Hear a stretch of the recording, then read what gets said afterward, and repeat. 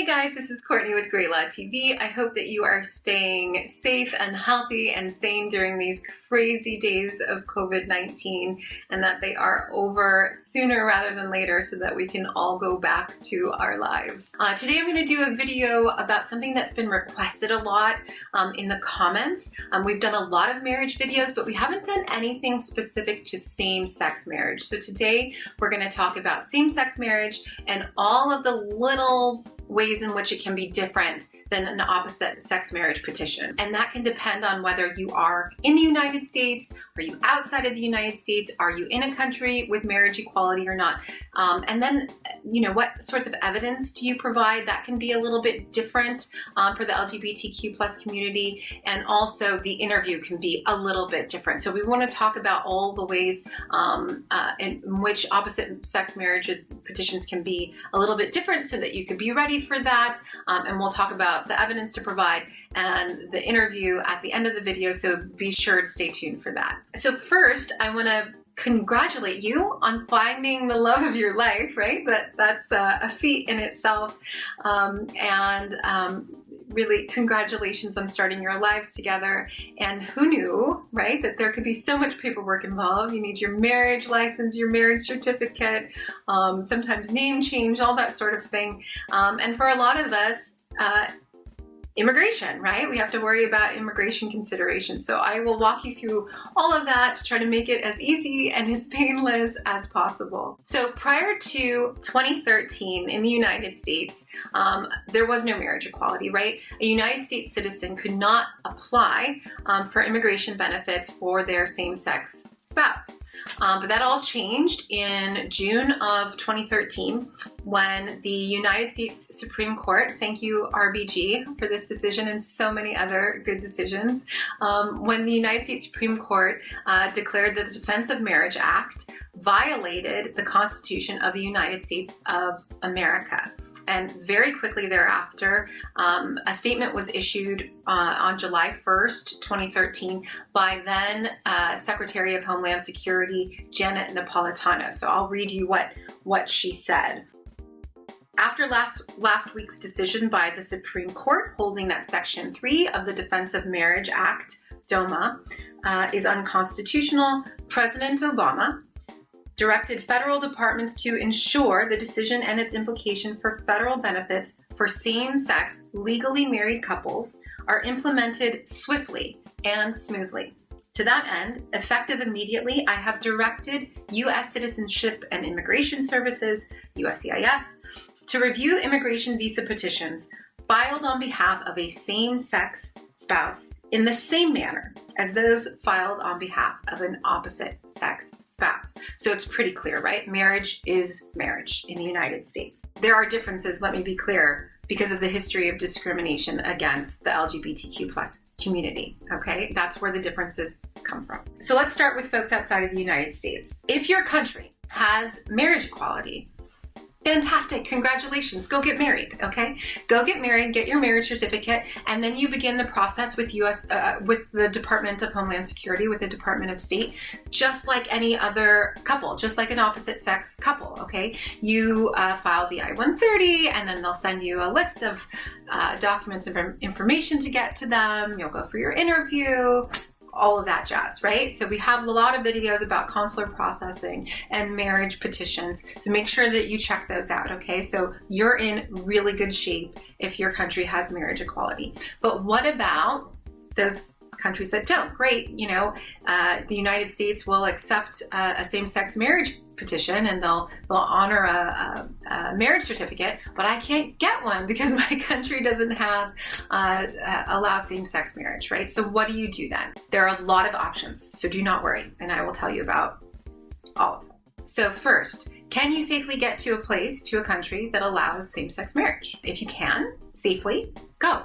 Okay, get your marriage certificate, and then you begin the process like an opposite sex couple, the same way that I just discussed, okay? If you cannot The United States has something called a fiancé visa. You do not need a marriage license, a marriage certificate to file for a fiancé visa. You would get your fiancé visa, enter the United States, and then get married within 90 days, and then file the adjustment of status with USCIS. That's Form I-485. So another thing that could happen, right, is that your partner, who you're unable to legally marry in your country, or just don't want to, marriage is not your thing, has a temporary visa to come to the United States that may allow derivative status for a spouse, but you're not a spouse, right? So what do? Before marriage equality, what people typically did is they got a B1, B2 visa.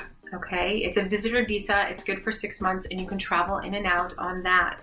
And there's a particular policy provision in the B1, B2 visa that allows that visa to be issued for domestic partners. Okay, so if this is your partner that you live with and you can prove that to the United States, we live together, we're a couple, hand me the B1, B2 visa. It actually is much easier than just walking in and saying, hey, I want to go to Disneyland, right? It's something that they know that they are supposed to grant to you if you are the domestic partner of someone who's here, let's say on an H-1B, etc. Okay, so you can enter on the B1, B2 and travel in and out on that. Now let's talk about folks who are inside of the United States. Marriage is marriage, right? So you go through the process, you're an immediate relative. There's no waiting in a queue, right? You file the I-130 and the I-485 simultaneously. The I-130 is to establish the family relationship. The I-485 is for the adjustment of status. That's the green card application, right? So you file those together with USCIS. You will submit evidence showing that you are married.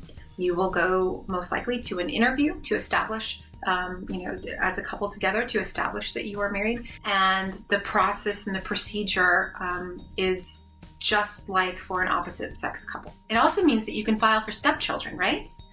So if you have any stepchildren, you can file the I-130 for them as well, as long as the marriage happened before the child was 18 years old. So that's something that you can look into. So now let's start talking about the proof that you offer that you're married. As with any marriage, if you're married for less than 2 years, the service and the Department of Homeland Security assumes that it's fraud, okay? And they do that because they had a lot of fraud at a certain point, right?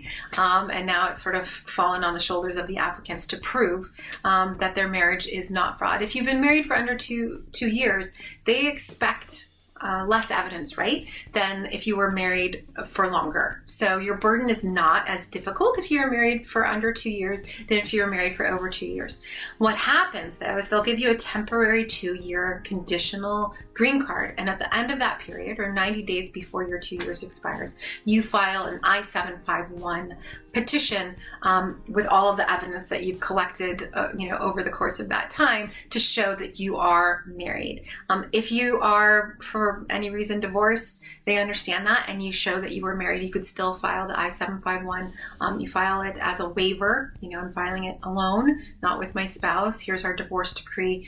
It didn't work out, but here's the proof that we were really married, okay? And so there's a video we did recently, I did it, how to prove that your marriage is real. And so make sure that you check that out. The evidence that you want to offer: joint taxes, joint mortgage, joint lease, joint bank account, joint utility bills, joint insurance, photographs in different locations, photographs on the, for special occasions, holidays, your wedding with different people who are important in your lives. You might want to provide joint correspondence, cards that you've written each other, cards that people have written to the both of you, evidence that you've traveled together, and this is all things that I go through in that video. So now let's talk about the ways in which it can be different. There are some particulars about the LGBTQ plus culture and manifestations of discrimination against LGBTQ plus people that sometimes make the joint documents that you have a little different. So some of these manifestations of homophobia and discrimination, right, can be that you're closeted, nobody knows. And I'll tell you about, we got the first 2 same-sex petitions approved in the state of California, the second in the nation, right? I'm very proud of that. And one of those couples One of those couples was out. They had joint documentation. They've been together for 20 years. They've been living together, setting themselves forth as a couple. They had so much documentation, no problem. The other couple, okay, one was from a nation that has extremely homophobic laws. A lot of their family were here. A lot of that culture comes with you, right? And so they were not out to anyone. And it was sort of, oh, this is a friend who's fallen on hard times, so he's going to come live with me. It's going to help me out because he's going to give me a little bit of rent. They kept separate bedrooms, separate documents, separate everything. Okay, so what are they going to be able to show besides a marriage certificate? You know, very little, right? They had some photographs, but they weren't particularly, you know, hugged up, booed up in the photographs, right? Because they maintain this appearance that they are friends. They did have some travel together, and you know, some photos where they're, you know, a little more free to be who they are and themselves in their relationship. But for the most part, they didn't have joint documentation. And so what we did, some colleagues and I, is we put together some guidance for USCIS on LGBTQ plus individuals and how a lot of what they might see is not evidence. You know, traditionally in an opposite sex couple, this could be construed as evidence of fraud. It's not evidence of fraud at all in the LGBTQ plus community. It is evidence of discrimination against the LGBTQ plus community and has nothing to do with marriage. So, you know, interview, if they don't have a lot of joint documents, we requested that couples be interviewed a little bit more so that you could really see and establish that they're in a genuine relationship, they know each other and they love each other, and they're married for purposes of having a life together and not for immigration benefits. They just don't have these documents for that reason. And if you go to an interview and you don't have many joint documents and you're being asked that question, that is a legitimate answer to give. Okay, and so you should know that going into the interview, and you should know that when you're putting documents together. If you can safely put, you know, commingle your finances and do it, right? But only do what's safe for you.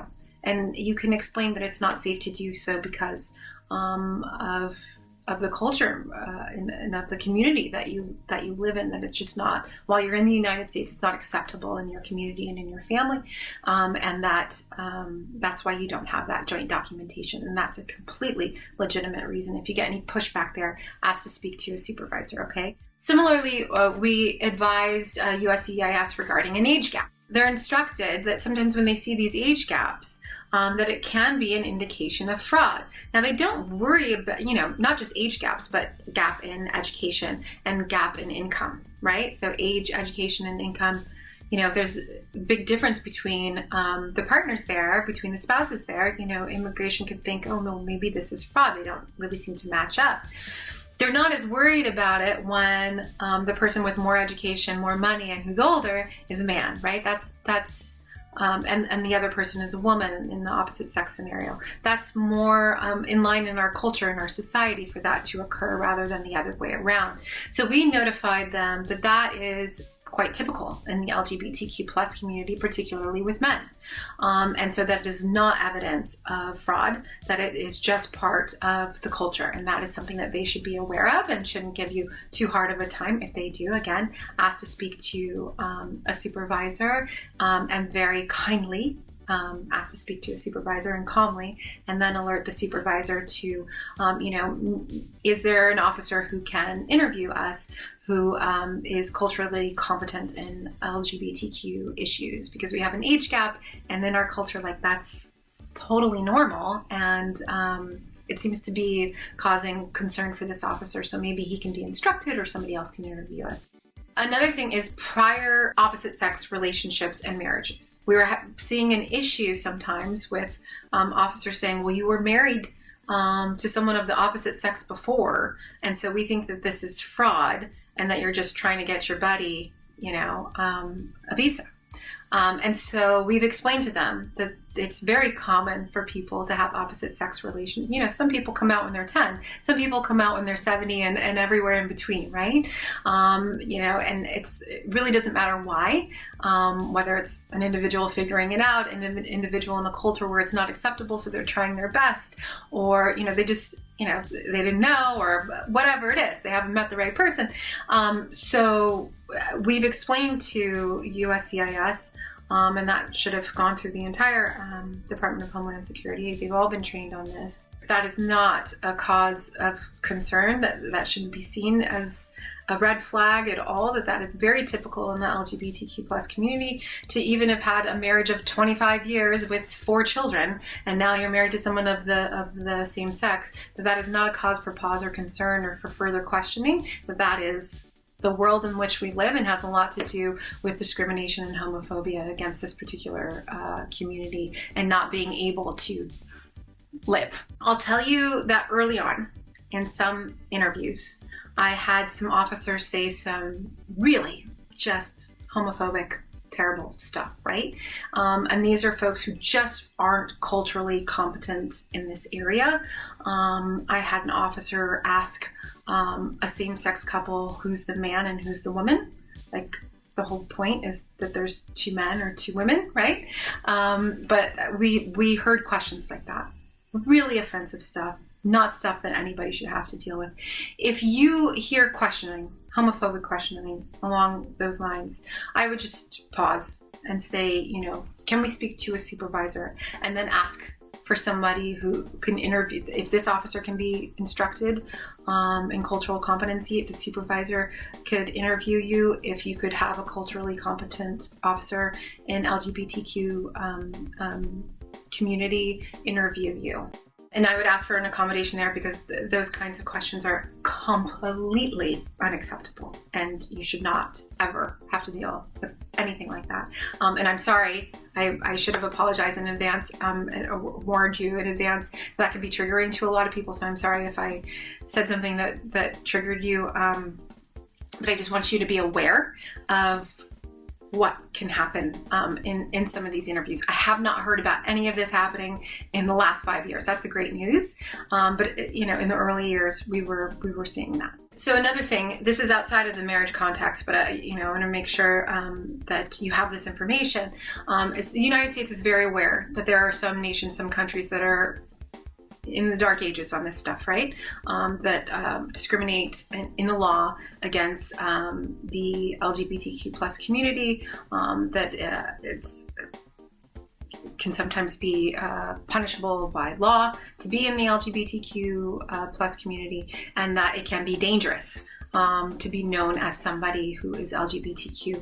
And so the United States does offer asylum to the LGBTQ community. And if you are in danger where you are, or you are in the United States and you fear to return to your country of origin for that reason, please speak to a reputable attorney about your options there in terms of asylum. And as with all marriages, if there is abuse within the marriage, the United States is very aware of issues of domestic violence. This is less obviously applicable to the LGBTQ plus community. Statistics there are far lower of domestic violence than, especially among women, than other communities. But I just wanted to make sure that everybody knows that if you are being abused by a United States citizen spouse, that there is a separate petition that you can file on your own. You do not have to stay in that relationship. If you have evidence of the abuse, you filed a police report, you sought therapy, you had needed medical attention, you know, you talked to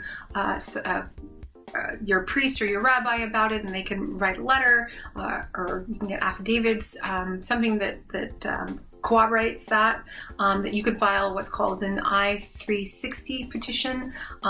You can file that if you're male, if you're female, it doesn't matter. Okay, and so you certainly do not have to stay in that relationship. If you have text messages from the person or anything that's abusive, even if it's the individual, and immigration really doesn't like this when they say you have to stay with me because your green card depends on it. If you have a text message like that, take a screenshot of that, okay? And you can file what's called an I-130 petition, okay? And you do not need your spouse in order to get your green card at that point, and it is safe to leave in terms of immigration, okay?